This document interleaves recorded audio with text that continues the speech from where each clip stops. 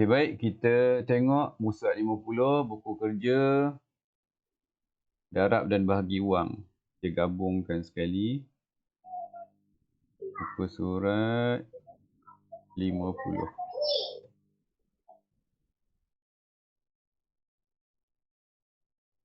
Okey.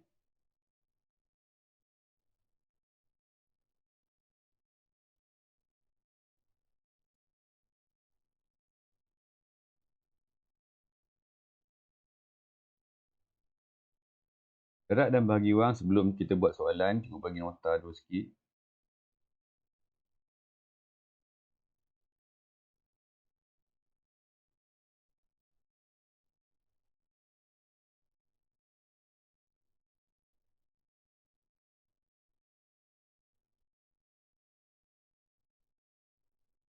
Darab bahagi wang. Okay, apa yang nak tekan dekat sini ialah operasi bahagi ni.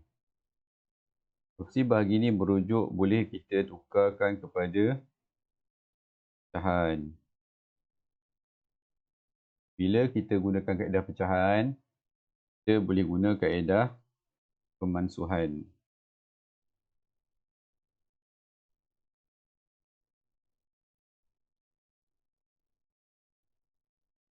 Kenapa nak guna kaedah pemansuhan? Lebih pantas sebab dia lebih pantas.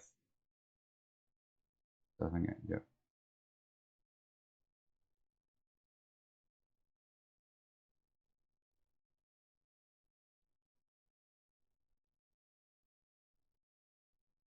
Susah lagi. Susah sangat. Sekejap lagi.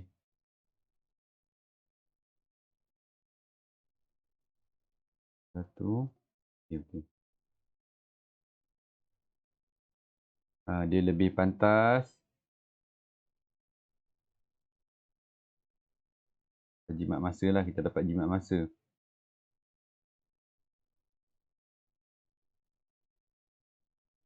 Dapat jimat masa. Kemudian ayat matematik kita akan jadi ayat matematik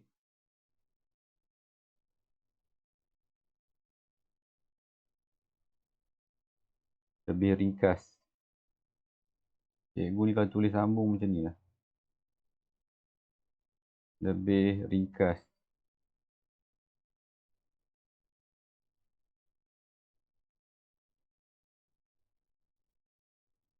Satu lagi, nanti kejap Nanti cikgu besarkan balik. Mudah diselesaikan.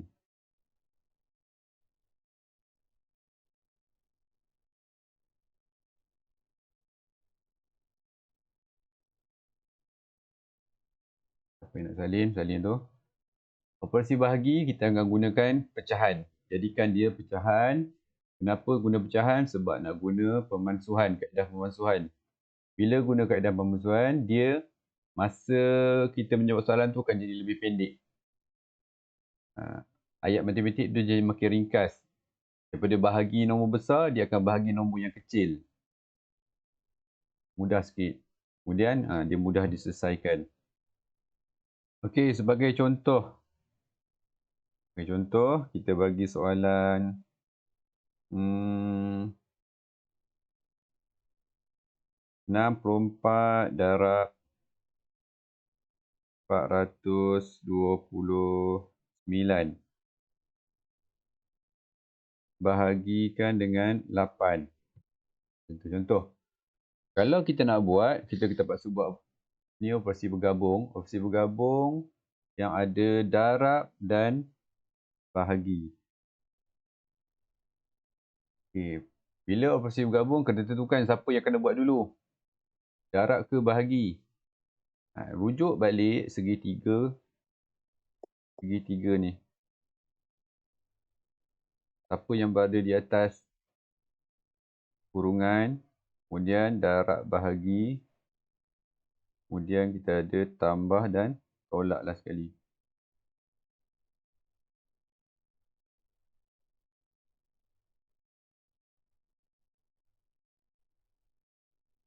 Kalau tengok sini kita ada darab dan bahagi. Dia berada pada level yang sama. Kekuatan dia sama. So, siapa dulu? bila berada di kekuatan yang sama, darat dan bahagi berada di level yang sama, kita buat siapa yang jumpa dululah. Sebab dua-dua sama. Kalau dua-dua tu berlawan pun, tak ada siapa menang. Tak ada siapa menang. Kalau lawan darat dengan bahagi, tak ada siapa menang. Tak ada siapa yang dapat dulu. So, kalau dalam kes macam ni, bila dia berada di level yang sama, kekuatan yang sama, kita buat yang mana kita jumpa dulu. Yang kita jumpa dulu ialah darat. Okey, kalau kebiasaannya kita akan buat darat dululah. Buat darat, dapat jawapan nombor besar tu nanti sebab darat 2 digit. Nanti dapat jawapan yang besar. Kemudian kita kena bahagi dengan 8. Memang boleh je nak buat. Tapi akan makan masa panjang. Mungkin 5 minit. Mungkin 6 minit. Kalau orang yang ada masalah nak bahagi lagi, mungkin hampir ke 7 minit, 8 minit. Lambat. Dan dia juga memakan ruang yang besar dalam kertas jawapan nanti. Kadang-kadang tak muat. Sebab tu kat sini, kaedah pemalsuan tu dia lebih ringkas. So, apa kita boleh buat? Kita tukarkan soalan ni, bahagi tu kepada pecahan. 64 darab 429 bahagi ni kita tukarkan jadi pecahan per, buat panjang tu besar. Per yang panjang. Bahagi 8 macam tu. So, bolehlah kita guna kaedah pemalsuan. Kita tengok dulu bila bahagi dengan 8. Kebiasaannya dia ialah sifir 8 lah. Sifir 8. Baris pertama tengok dengan 8 dengan 64 kita boleh kecilkan. 8 baris pertama, 64 baris ke 8. So, soalan dah jadi makin ringkas. Dia akan jadi 8 darab 429. Bahagi 1 tak perlu dibuat. Sebab apa? Kalau bahagi 1, apa-apa nombor yang bahagi dengan 1 dapat yang sama. 8 bagi 1. 100 bagi 1 dapat 100 juga. 1000 bahagi 1 dapat 1000 juga. Bahagi 1 tak payah dibuat. Abaikan saja bila kita bahagi dengan 1. So, bahagi 1 tak payah buat. So, nampak tak? Benda ni dah jadi makin ringkas. Tinggal nak darab 8 saja. 429 darab dengan 8 saja. Asal tadi 64 darab. Kena ada bahagi 8. Sekarang bahagi pun dah tak ada. Darab tu pun nombor pun dah makin kecil. Okay. Dapatlah jawapan nanti apa. Kira ni contoh je bagi. Nak menunjukkan apa? Nak menunjukkan kita dah meringkaskan soalan tu kepada yang nombor lebih kecil. Operasi pun kadang-kadang operasi bahagi pun dah tak ada. Sebab tu kena mahir juga kaedah pemalsuan ni. Dan dia kena kenal bahagi tu ialah pecahan. Alright. Itu yang juga dalam tajuk darat bahagi wang, itu yang penting. Kalau siapa tak tahu kaedah pemalsuan, dia terpaksa buat macam ni lah. Kita terbalikkan nombor digit yang banyak, kita letak di atas. 429 darab dengan 64. Buat lattice.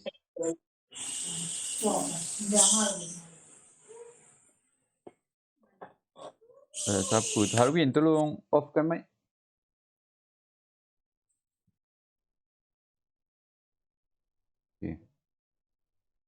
Okey, kalau macam ni dia terpaksa buat macam ni. Kalau dia tak tahu kaedah pemalsuan. Kemudian dapat jawapan nanti kena bahagi dengan 8. Nanti jawapan yang dia dapat sini dia kena bahagikan dengan 8. Lambatlah, makan ruang, makan masa panjang, ruang yang besar nak kena pakai. Okey, kita jawab soalan Okey, nanti siapa yang nak salin nota ni tengok rakaman je nanti. Okay, tengok sini, tengok soalan yang pertama, soalan 50. Okay, so kita tulislah ayat matematik dia.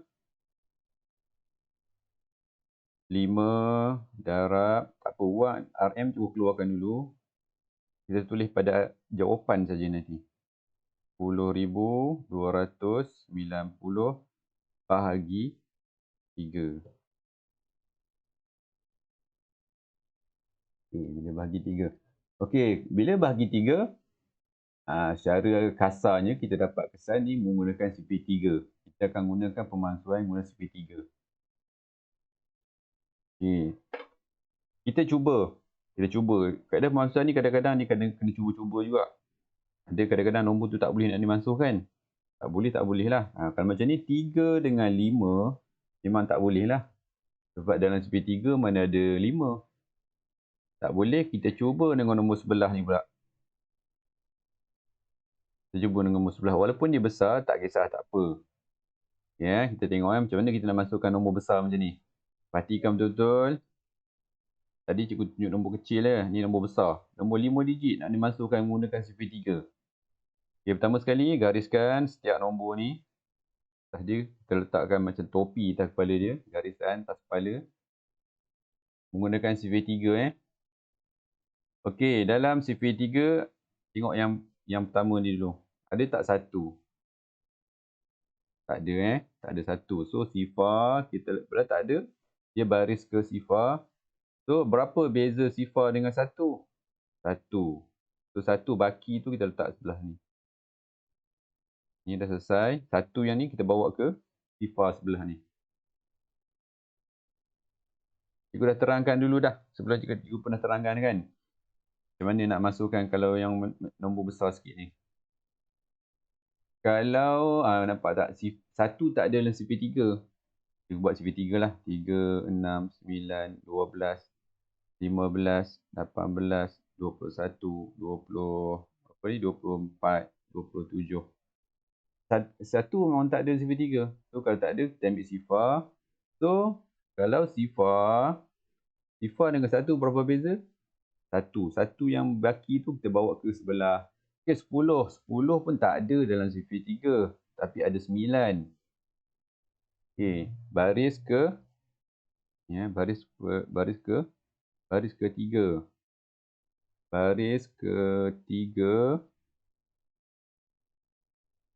Baris ketiga ialah 9. Tapi kita ada 10.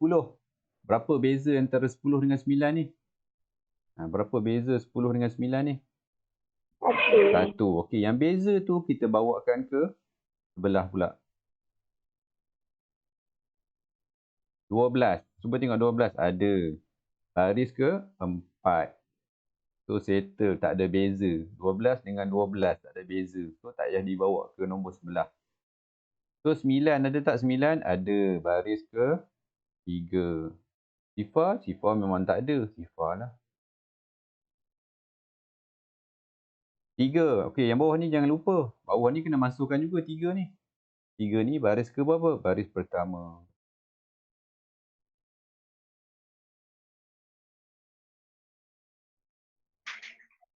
Boleh ni, boleh faham ni. Ada yang tak faham? Tak faham kat tangan. Tak simbol tangan tu kalau tak faham. Okey. Okey. Nampak tak? Kita sekarang ayat matematik tu dah jadi ringkas. Dah makin ringkas, dia dah jadi 5 darab sifar depan tak payah tulis. 3, 4, 3 sifar. Bahagi 1 tak payah buat. Kita abaikan bila bahagi dengan 1, kita abaikan. Itulah. Kira yang ni dia dapat jawapan. Tu dapat jawapan. Nampak tak? Dia akan jadi makin mudah. Tak perlu buat bahagi 3. Nombor 10,000 dah jadi 3,000 je. Nombor dah makin kecil. Okey, Okey, seterusnya. Tak apa, nanti buat kemudian. Kira yang darab tu buat kemudian. Okay, kita tengok contoh yang kedua. Soalan yang kedua.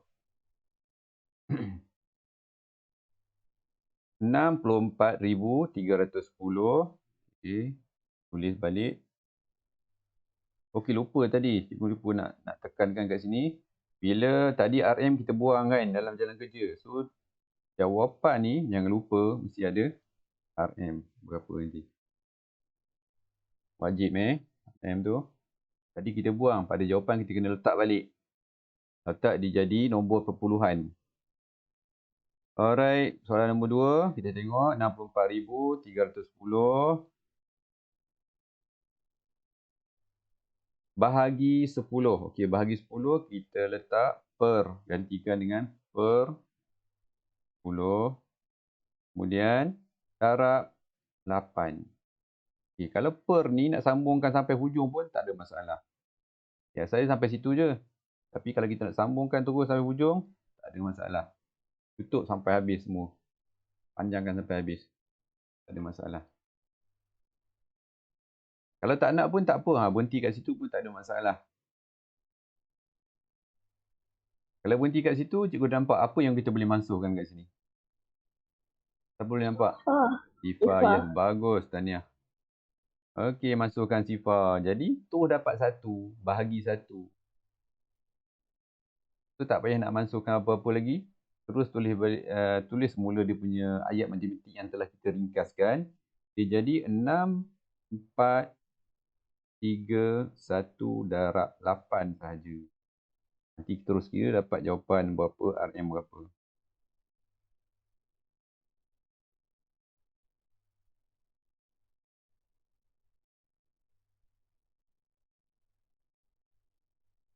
Okey, boleh faham Nampak tak kita jimat masa banyak ni. Jimat masa. Kalau tak kena buat darab 8, bagi 10. Nombor pun besar. Memang bagus kaedah pemansuhan ni. Tapi kena mahir betul lah. Mahir apa? Mahir sifir. Kena tahu sifir. Kalau tak tahu Cikgu, sifir. saya dah hafal semua sifir, cikgu. Bagus. Kena cuba panggil ibu ke ayah awak ke uji. 5 darab 8 berapa? Itu baru lancar kalau macam tu.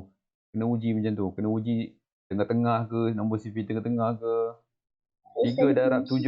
Berapa? Contoh lah macam tu. Jangan suruh baca. Baca memanglah nanti awak hafal. Tapi kalau nak tahu mahir tak mahir, kena uji macam tu. 9 darab 7 berapa? Terus bagi jawapan. Itu baru betul hafal namanya. Tak apa. Bagus. Yang dah hafal, tahniah. Itu sifir ni adalah kunci bagi matematik. Untuk darab dengan bahagi itu kunci dia. Tak ada darab sifir, memang susah kita nak buat operasi darab dengan bahagi. Okey, nombor 3. Tulis semula soalan dia dalam bentuk bahagi ni tukar kepada pecahan. 14 darab dengan buangkan RM, tak apa. RM dibuang dalam jalan kerja, kita buang RM tak ada masalah. Jawapan je tak boleh, jawapan jangan tinggal. RM60,221.30.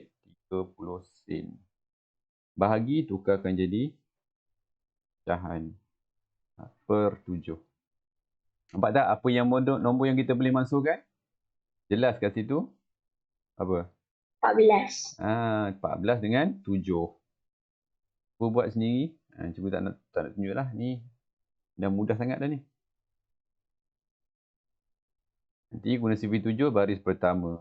Ni baris ke 2. Senang dah jadi mudah dah. Okey, itu kira sendiri nanti. Nanti jawapan jangan lupa mesti ada RM berapa. Mesti ada RM. Okey, soalan nombor 4. Kita tengok. Okey, dia sama macam soalan nombor 2 tadi. Bahagi dulu. Okey, RM81,060. Bahagi tukarkan jadi pecahan per 30. Darabkan dengan 12. Okey, tengok sifar dulu. Sebelum kita nak tengok sifir apa, tengok sifar dulu. Kalau ada sifar kita boleh masukkan, kita masukkan. Yang sini ialah 3 dengan, sifar dengan sifar atas. Satu bawah, satu atas. Okey, apa lagi nombor yang kita boleh masukkan? Sifar dah selesai. Apa lagi? Sebelum kita cikgu. 6. 6. Bariskan kedua. Okey, boleh, tak masalah. Tapi ada lagi yang lagi bagus. Ada lagi yang cepat lagi. Lagi pantas kalau kita nak masukkan. Apa?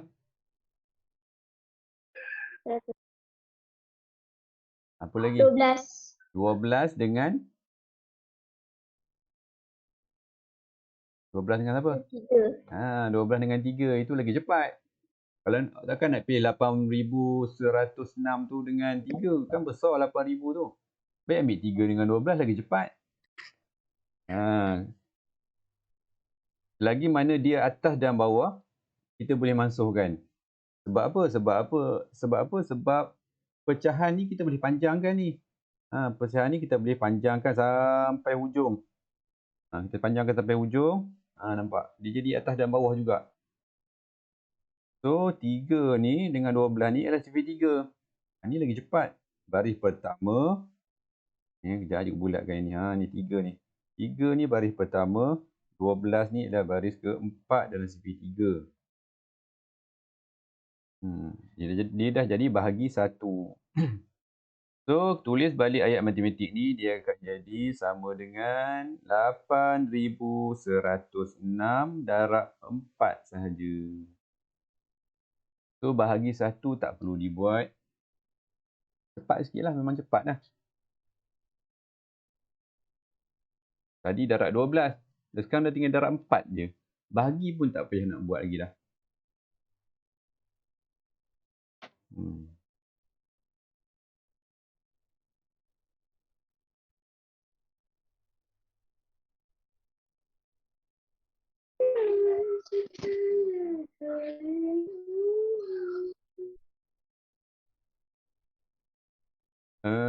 Cikgu bagi contoh lain. Okey, selesai muka surat 50 tu dah selesai. Nanti awak selesaikan je. Okey, cikgu nak bagi contoh yang lebih susah sikit. Yang mana kalau kita ni tolong off mic ni. Ni tolong off mic ya.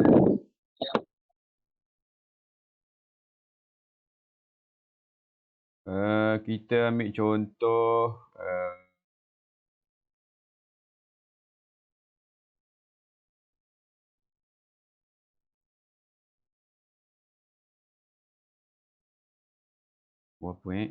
nombor apa yang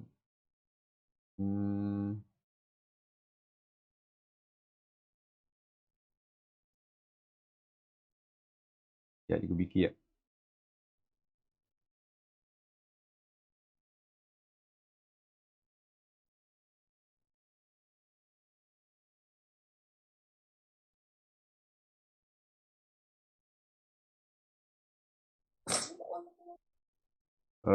Empat 40 darab dengan 192 contoh. Bahagi 15. Okey, kita bagi nombor 2 digit besar sikit. Okey, pertama sekali bahagi tu kita tukarkan jadi pecahan. So, kita akan tulis balik 40 darab 192 bahagi 15. Okey, cuba tengok apa nombor yang kita boleh masukkan. Sifar tak ada, sifar tak boleh lah. Memang tak ada, bawah pun tak ada sifar. Okey, cuba tengok apa nombor yang kita boleh masukkan. Mungkin sifir 15.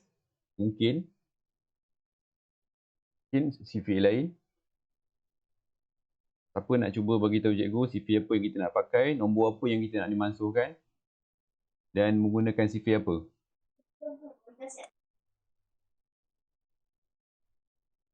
Right, siapa boleh? Siapa boleh kesan sifir apa dan nombor apa yang kita nak kena masukkan?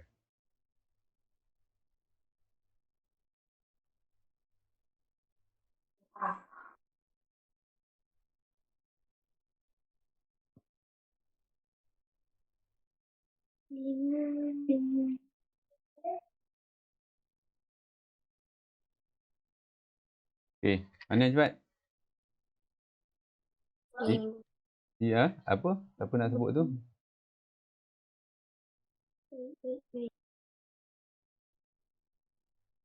Okey, sifir apa dan nombor apa yang kita nak masukkan? Tak dengar ni. Sekali lagi. 92, tapi saya rasa tak sesuai. Dekat sangat tu jadi suara tak jelas juga. 5 dengan 92, tapi saya rasa tak sesuai. 15, 5 dengan 92 mana boleh, bukan 5. Jangan tengok 5, 15 tu. Jangan kita asingkan 1 dengan 5. 5 dengan 40. 5 dengan 40. Mana boleh asingkan 5? Tu 15 Jangan kata 5. Tu bukan 5 tu, 15 tu. Mana boleh kita masukkan 5 ni saja. Awak nak masukkan 5 dengan 40. Tak boleh. Ni bukan 5 ni 15.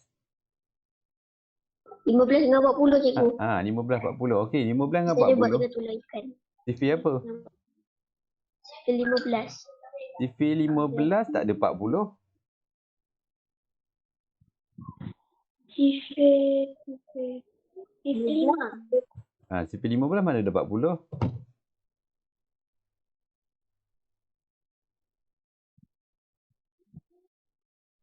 Sifir 15 kalau kita tengok kalau kita buat sifir 15 15 ni kalau nak buat tunaikan lah. Ni cikgu hafal tu pun. 15, 30, 45, 60, 75 dan seterusnya lah. Mana ada 40?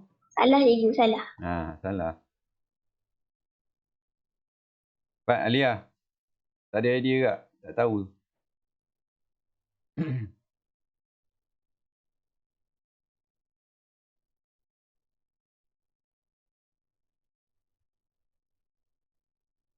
Okay, tak ada kan? Betul, nampak macam tak ada idea kan? Kena cari nombor yang ada dalam satu-satu sifir tu. Contoh 40 dengan 15 tu. Ada tak dalam 40 dengan 15 tu dalam mana sifir? Sifir 5. Dalam 15. Mana kalau dia ada dalam sifir yang sama, dia boleh dimasukkan. 15 dengan 40 boleh dimasukkan menggunakan sifir 5. Menggunakan sifir 5. Okey Cikgu, apa?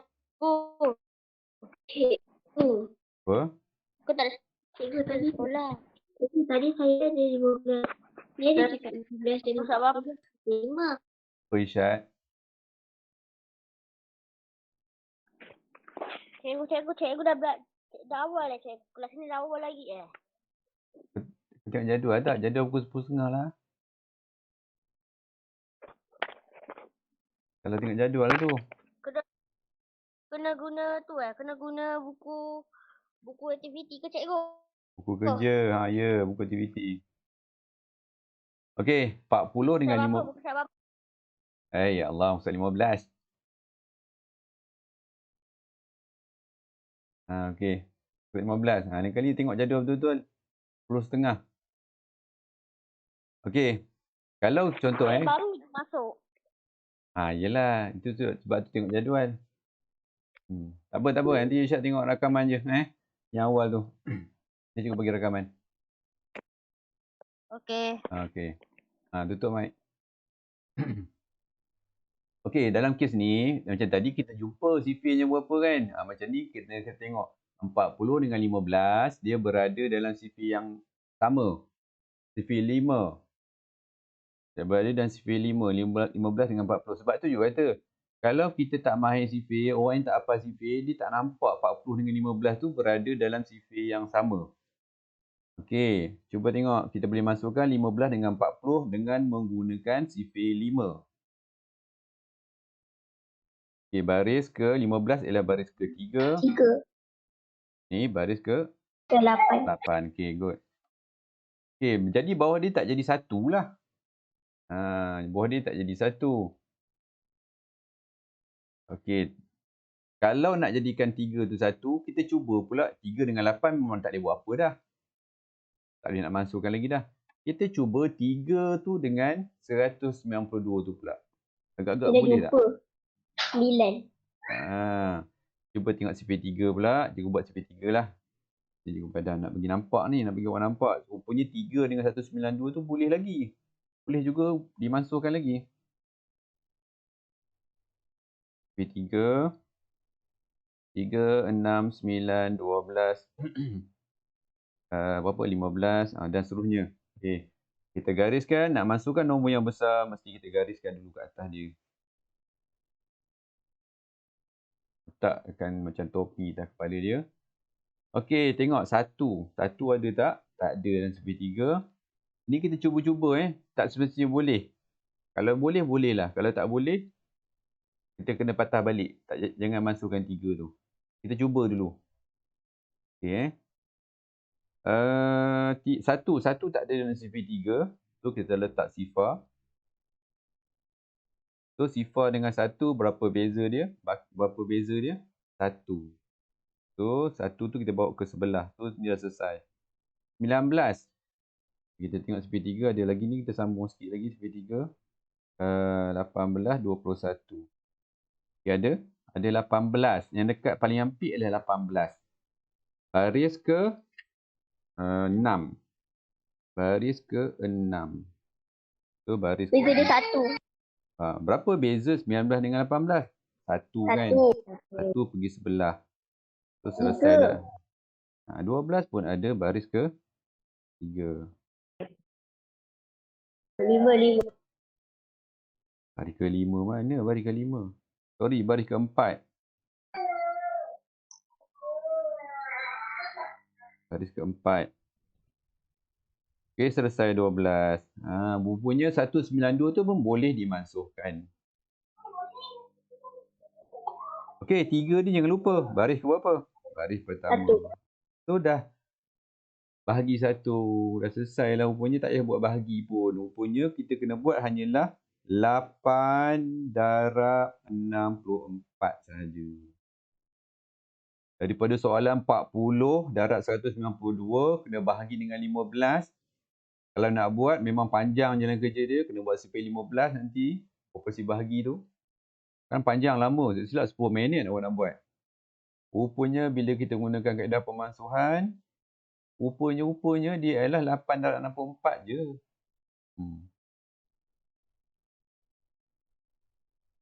Dia faham ni? Sebab tu pentingnya kaedah pemansuhan dan kuasai sifir. Kena kuasai sifir. Kalau tak kuasai sifir, awak tak boleh guna kaedah pemansuhan. Sebab tak tahu baris ke berapa. Tak tahu nak kesan 40 dengan 15 tu sifir apa. Sebab tak hafal. Matematik ni sebenarnya dia mudah macam ni lah. Bila kita kuasai sifir.